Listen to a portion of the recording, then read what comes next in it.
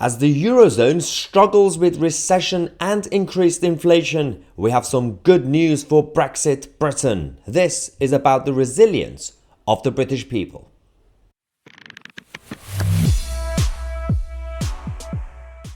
Hello ladies and gentlemen, and welcome to the channel that challenges the mainstream media and the political establishment, from the left-wing nutters to the globalist elite. We have a lot to talk to you guys about today. Every half an hour we're going to come to you guys as usual. If you're not familiar, make sure to subscribe to the channel.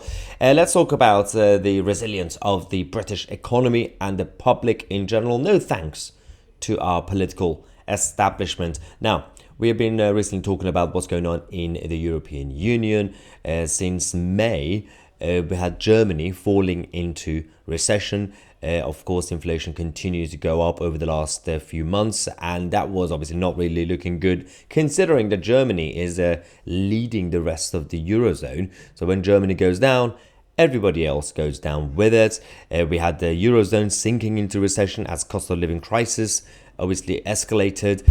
We obviously had some other places, including America, coming back up and recovering, because the United States, with all the different types of states that they have, they are able to also remain resilient, whereas the European countries are mostly centralized. So everything has a one hub. So France and Germany, all these places, everything is completely dependent on the central planning systems that they have created in the 20th century. So you have Germany going down, you have the Eurozone going down.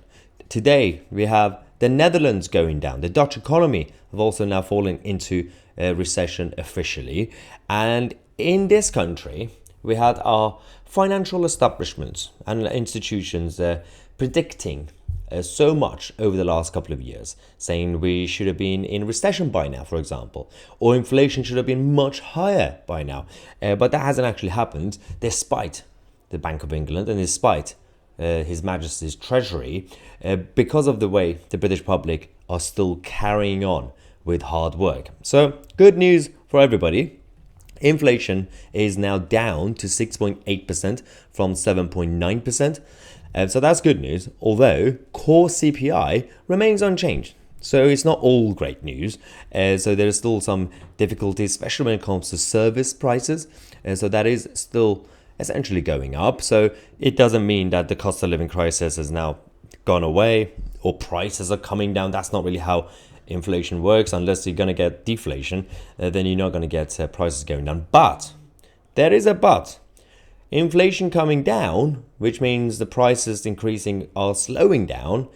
On top of that, we also have another good news, which is about UK wages and salaries. Yes, UK wages are now rising at its fastest rate since records began.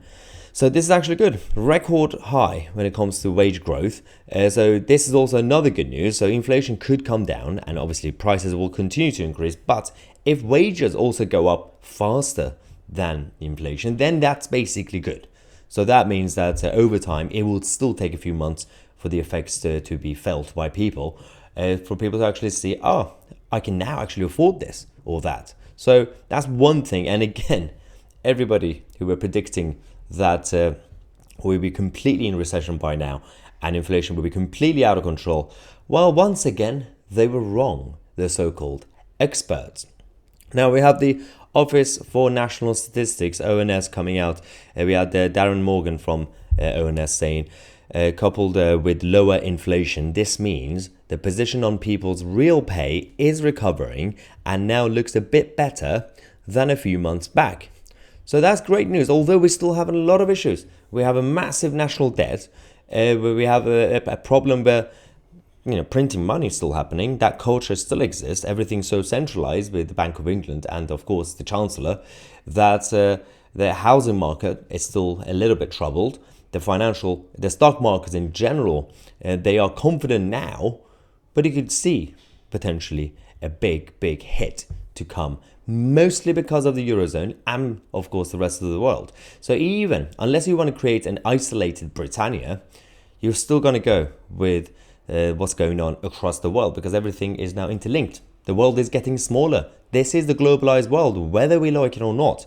So we're going to keep you guys posted on this and see the reaction from the government over the next few days, because I think we're going to have Rishi Sunak declaring another victory, taking credit for the resilience of the British economy. But we'll keep you guys posted, and we have a lot to talk about today every half an hour. I can assure you don't want to miss today's video, so make sure to click on the notification bell next to subscribe button and click on all. That's the best way to get notified.